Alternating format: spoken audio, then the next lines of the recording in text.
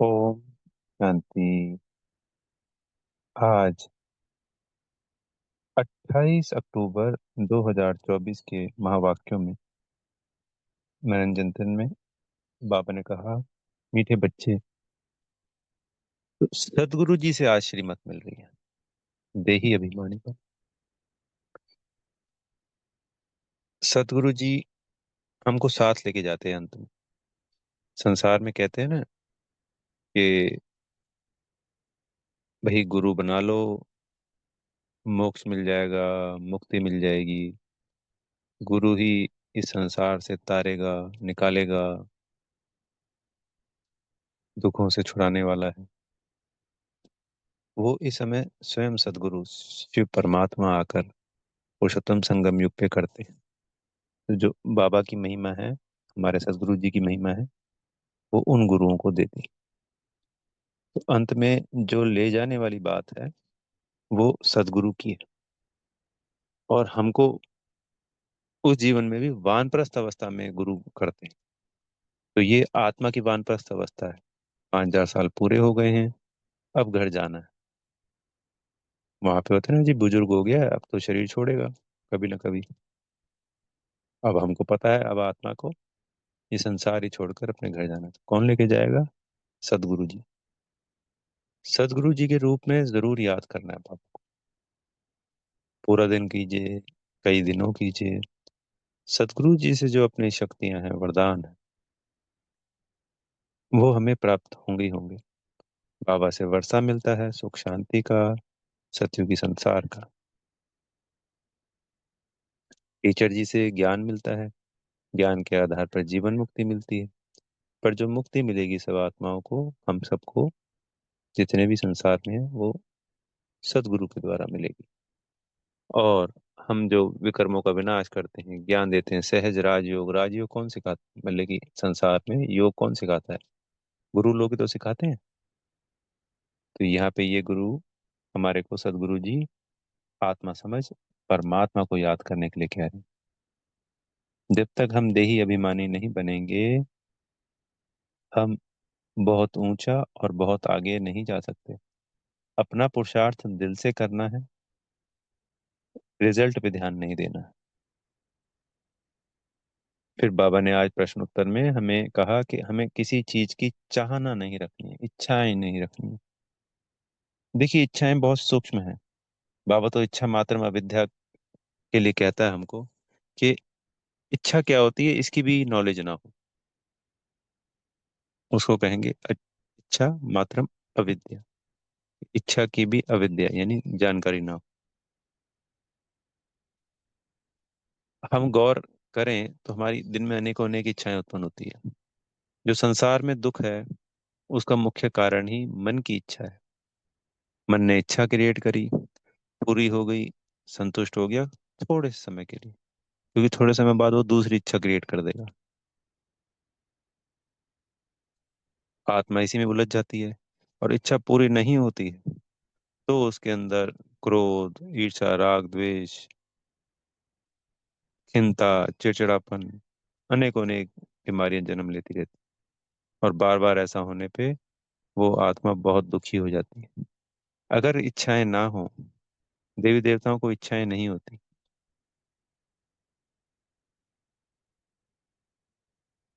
तो फिर संसार में दुख का कारण ही ना हो।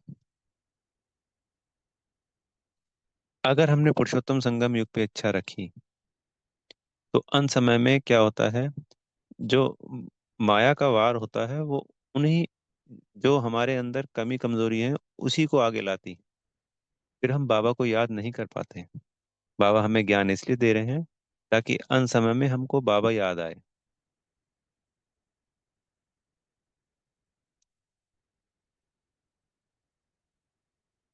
अगर कमी कमजोरियां रह गई, 5 विकारों में से कोई विकार रह गया, इच्छाएं रह गई, तो वही हमको अंत समय में हमारी आंखों के सामने आएंगी। तो कपड़े पहनने हैं, पर उनके ऊपर फोकस नहीं करना है कि आज ये पहनना है, आज वो पहनना है। इन सब से हटने के लिए तो वाइट हो गया, सब कुछ ही वाइट पहन लो। कोई सोचने की जरूरत ही नहीं। कबर्ड में गए, पैंट शर्ट उठाई, सूट उठाया, साड़ी उठाई, वाइट सिंपल। अब हम परिवर्ती में रहते हैं जी। अब हमारे पास तो रंग बिरंगे भी हैं, क्योंकि करना पड़ता है, सब तो नहीं पहनते हैं।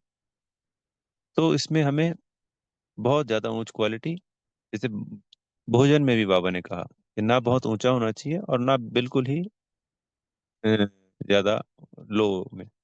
हर चीज मीडियम में है, चाहे वो घर है, चाहे वो गाड़ी है, चाहे वो कपड़े हैं, चाहे मोबाइल है, कोई भी वस्तु का हम प्रयोग कर रहे हैं, सिंपलिसिटी जिसे कहते हैं उसमें होना चाहिए। क्योंकि कपड़े अगर हमने अच्छे ले ली, जो बाबा ने आज उदाहरण दिया मुरली में, तो फिर उसमें चाहना रहेगी, उसमें देह अभिमान बढ़ेगा।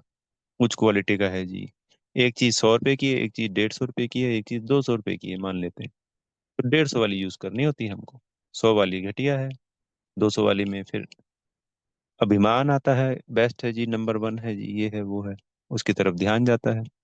कोई कपड़ा हमारा फेवरेट है, खराब हो गया है, तो हमें दुखी नहीं होना है। कोई चीज टूट गई है घर में, हमें दुखी नहीं होना है, परेशान नहीं होना है। ये इन्हीं चीजों की कमियां हैं। हर परिस्थिति में हमें सम रहना है, खुश रहना है। हमारी कोई भी चीज फेवरेट नहीं होनी चाहिए, कि हम खाने की चीज में 10 चीजें बनाएं कि ये फेवरेट है, ये फेवरेट है, ये फेवरेट है। ये तो हम कलयुग में करते आए हैं। पुरुषोत्तम संगम युग में जो बन गया सो अच्छा है। जो पसंद ना हो उसको बना के खाना चाहिए। जो पसंद ना हो, अगर घर में बना है, मतलब एक तो माताएं बहनें बना रही हैं, अपना फेवरेट ना बनाए, दूसरों का फेवरेट बनाए, बाबा का फेवरेट। हमारी फेवरेट, हमारी कोई इच्छा नहीं है। भोग में सिंपल में ये हो गया कि रोटी के साथ एक सब्जी, 4 सब्जियां हो गई एक्स्ट्रा ऑर्डिनरी, रूखी सूखी हो गई लो कैटेगरी, ना लो कैटेगरी में ना ऊपर में। तीनों टाइम फ्रेश हो सकता है, फ्रेश बनाए। रात का सुबह को ना खाएं, सुबह का रात तक ना खाएं, सुबह का दोपहर चल सकता है, पर रात का सुबह नहीं। 3 3 4 4 चीजें, 5 5 चीजों पे फोकस नहीं। दिवाली है, मिठाइयाँ बना रहे हैं, एक मिठाई, सिंपल। ये श्रीमत के अनुसार है, इसमें कोई वैसा नहीं है। हमारा सारा ध्यान अगर कपड़ों पे, मोबाइल है, सिंपल है, मोबाइल की वही जो फैसिलिटीज होती हैं सिंपल यूज करने की, उस कैटेगरी का कोई भी मोबाइल लिया, दिखावे के लिए लिया, लाखों रुपए का लिया, तो फिर सारा ध्यान उस पे जाएगा। क्योंकि फिर ये चीजें खींचती हैं, उनकी चीजों की तरफ हमारा ध्यान जाता है। गाड़ी है, सिंपल ले ली। सिंपल से तात्पर्य ये नहीं कि हम कोई भाई सबसे छोटी लेनी है, ऐसा नहीं है। अपने यूज की है, अब वो गाड़ी 10 लाख में भी आ जाती है और वही गाड़ी के 50 लाख भी लगते हैं। तो 10 15 20 लाख की, ये सब बातें समझने के लिए है, वो जरूरत के हिसाब से।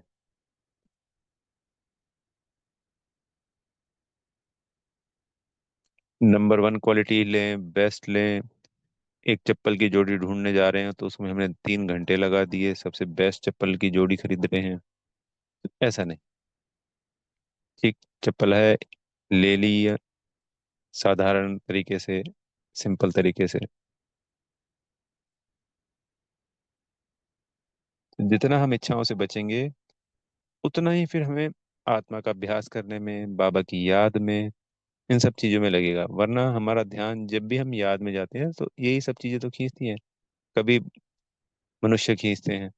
यही तो होता है कि जब हम याद में गए तो कोई ना कोई देहधारी आ रहा है, या कोई वस्तुएं आ रही हैं, या खाने की याद आ रही है। तो इन सब से ऊपर उठना पड़ता है। इन सब से ऊपर उठने का रास्ता तो एक ही है, आत्मा समझने अपने को। पर अब अगर आत्मा नहीं समझ पा रहे हैं तो धीरे धीरे इन सब पे तो कंट्रोल करें। के ऊपर आत्मा का कंट्रोल होना चाहिए। आत्मा को इन सब चीजों में इंटरेस्ट नहीं होता है कभी भी। अगर आत्मिक अभ्यास हो, आत्मा का बहान हो, तो उसका लगाव नहीं होता है किसी से, झुकाव। क्योंकि उसके अंदर प्रेम की भावना है। तो प्रेम की भावना ऐसी भावना होती है जो सर्व आत्माओं के प्रति समान होती है। जैसे कल की मुरली में कहा ना, प्रेम देना है, देते जाओ, देवता है आप। देवता का मतलब ही होता है देने वाला।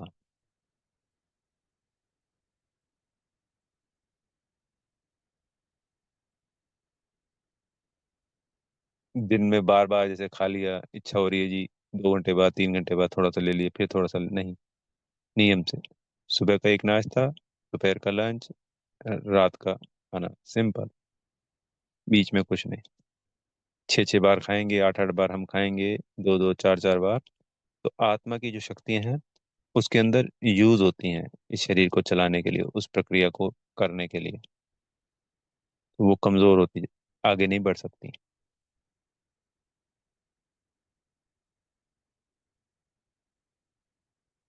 फिर बाबा ने आज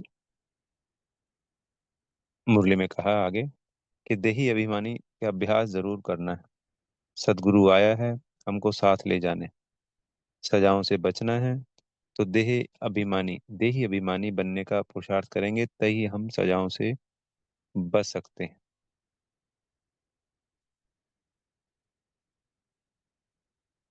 नहीं तो सजाएं खानी पड़ती हैं। फिर बाबा ने आज 2 चित्रों के लिए मुख्य कहा हमको समझने और समझाने के लिए। एक सीढ़ी का चित्र, 84 जन्मों की यात्रा। एक झाड़ का चित्र, सब धर्मों का उसके अंदर वर्णन है। इसके अंदर मुख्य समझने की बात है, जो सीढ़ी का चित्र है वो सिर्फ भारत के ऊपर है। उसमें ऊपर लिखा है भारत के उत्थान और पतन की कहानी, क्योंकि भारत के ऊपर ही यह सारा ड्रामा की रचना है, ये टिका हुआ है। उसके अंदर 84 सीढ़ियां बनी हुई हैं। ऊपर सतयुग दिखाया है, फिर त्रेता की सीढ़ियां, फिर द्वापर की, फिर कलयुग की, और भारत का ही दिखाया हुआ सब कुछ। उसी में सबसे नीचे दिखाया है कि बाबा आकर हम फिर से ज्ञान योग के द्वारा ऊपर जाते हैं और पहली सीढ़ी पे आते हैं। वो लिफ्ट हो गई एकदम से। चारों सीढ़ी पे जैसे गोल्डन, सिल्वर, कॉपर और आयरन एज दिखाया हुआ है। और फिर झाड़ वाले चित्र में पहले तने में देवी देवता धर्म है, और फिर उनसे जो 3 ट्यूब्स निकल रही हैं, अनेक अनेक और छोटे छोटे धर्म, पत्ते, टाल टालियां। और अंत में बाबा ने कहा कि भाई ब्रह्मा को भी दिखाया हुआ है, प्रजापिता ब्रह्मा। तो ब्रह्मा की जो 84 जन्मों की यात्रा है वो हम सीढ़ी पे दिखा सकते हैं कि भैया ये ब्रह्मा है, देखो सबसे ऊपर खड़ा है झाड़ के चित्र में, ये प्रजापिता ब्रह्मा है। और इसको मनुष्य से बाबा ने मुरली में समझाया कि मनुष्य से देवता बनने में 1 सेकंड लगता है। जब हमको बाबा का बच्चा बन जाते हैं उसी समय हमें निश्चय हो जाता है, तो उसी वक्त हम उस क्षण को बाबा 1 सेकंड कहते हैं। और जब अंतिम स्टेज होगी तब हम उस अंतिम स्टेज में पहले जो नीचे वाली स्टेज में होंगे, यानी इस कलयुगी इस संगम युग से हम सीधा उस सतो प्रधान स्टेज पे जब प्रवेश कर रहे हैं, तो वो अंत का 1 सेकंड ही तो होता है। बच्चा जैसे ही जन्म लेता है, जब वो 1 मिनट का होता है, उसी वक्त वो अपने पिता की का वारिस है, वो उस वर्षे का अधिकारी बन चुका है।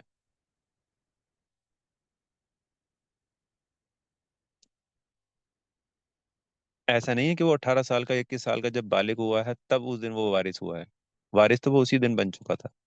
उस दिन तो उसके अंदर वो एबिलिटी आई है। तो इसी तरीके से जब हम उसके काबिल बनाए, मतलब बाबा का बच्चा बनते ही उसी क्षण हम वारिस बन गए।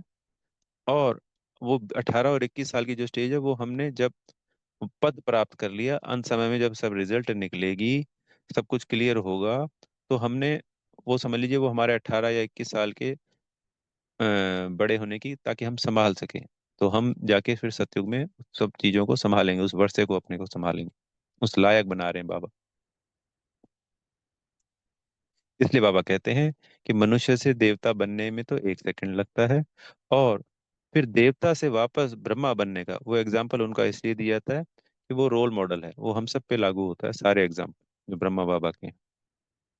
तो वो 84 जन्मों की यात्रा में ब्रह्मा से, क्षमा चाहेंगे, विष्णु से या नारायण से मनुष्य बनते हैं या ब्रह्मा बनते हैं। तो हमें अपने घरों में रखने चाहिए 2 3 4 चित्र। मित्र संबंधी यार दोस्त रिश्तेदार आते हैं, थोड़ा बहुत बाबा की देना चाहिए, और अगर वो इंटरेस्ट लें तो फिर चित्रों पे हमें आगे भी समझाना चाहिए। हाँ, वो इंटरेस्ट नहीं दिखा रहे हैं, हम समझ गए, फिर कोई बात ही नहीं है फिर। ओके, क्योंकि बाबा ने कहा कि जब दूसरे धर्म की आत्माएं होंगी आज के मुरली में, तो हम जब झाड़ के चित्र में दिखाएंगे तो बताएंगे ये धर्म, आप यहाँ आए हो, आपका धर्म इस समय आया है। सृष्टि चक्र में भी दिखाया जा सकता है, पर आज बाबा ने झाड़ की बात की। तो उससे क्या होगा, जब दूसरे धर्म की होगी, तो अगर वो उस धर्म में भी उच्च क्वालिटी की होगी, तो वो आत्मा और परमात्मा का ज्ञान ले जाएगी सिर्फ इतना। पर अगर वो उसका कोई इंटरेस्ट नहीं होगा, तो वो छोड़ देगी। पर अगर हमारे कुल की आत्मा हुई, जो कि पिछले 2500 वर्षों में कन्वर्ट हो गई हैं, चाहे क्रिश्चियन में, चाहे इस्लाम में, चाहे सिख में, चाहे बौद्ध में, तो हमारे कुल की जो आत्मा होगी वो इस बात को कैच करेगी।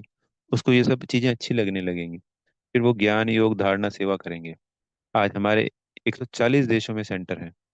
तो भारत के अलावा तो बाकी सब जगह तो सभी क्रिश्चियन सिख बौद्ध वही तो हैं। तो वो हमारे धर्म की आत्माएं हैं, 33 करोड़ देवी देवताओं में से, जो कन्वर्ट हो गई, उसमें चली गई। उनको अच्छा लगा और आज वो ज्ञान योग धारणा सेवा ले रहे हैं। फिर बाबा ने आज वरदान में हमको स्वयं में सर्व शक्तियों को इमर्ज रूप में अनुभव करने वाले सर्व सिद्धि स्वरूप है। जो बाबा ने हमें शक्तियां दी हैं, वरदान दिए हैं, गुण दिए हैं, जैसे परसों वरदान के लिए भी कहा था बाबा ने, तो इन शक्तियों को हमें समय पे बार बार सदुपयोग करना है। किसी चीज की हम जब प्रैक्टिस करते हैं तो उसके हम एक्सपर्ट बन जाते हैं। तो हमने इनको सदुपयोग नहीं किया।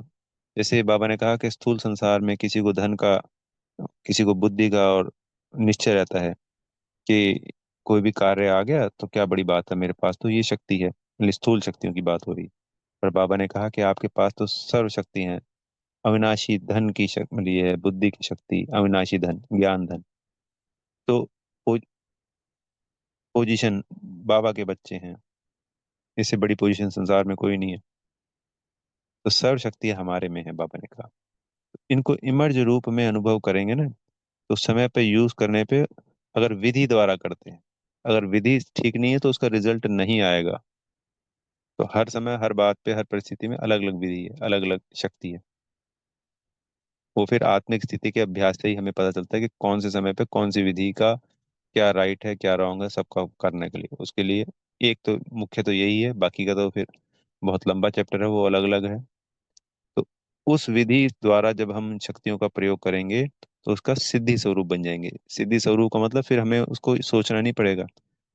कोई आई बात, और स्वतः ही हमारे संकल्पों से ही सब कुछ ठीक होता चला गया। वाइब्रेशन ही पॉजिटिव है, परिस्थितियां आना ही बंद हो गई, सिद्धि स्वरूप है।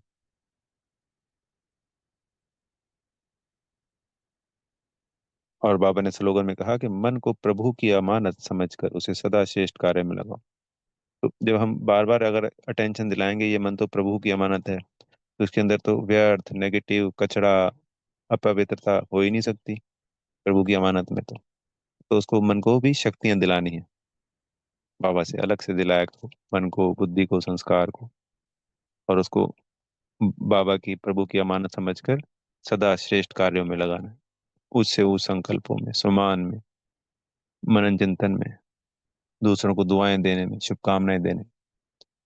अच्छा, ओम शांति। बेहद का धन्यवाद प्यारे मीठे बाप दादाजी का। आप सभी आत्मा भाइयों को बेहद की शुभकामनाएं। आप सदा सिद्धि स्वरूप रहें। ओम शांति।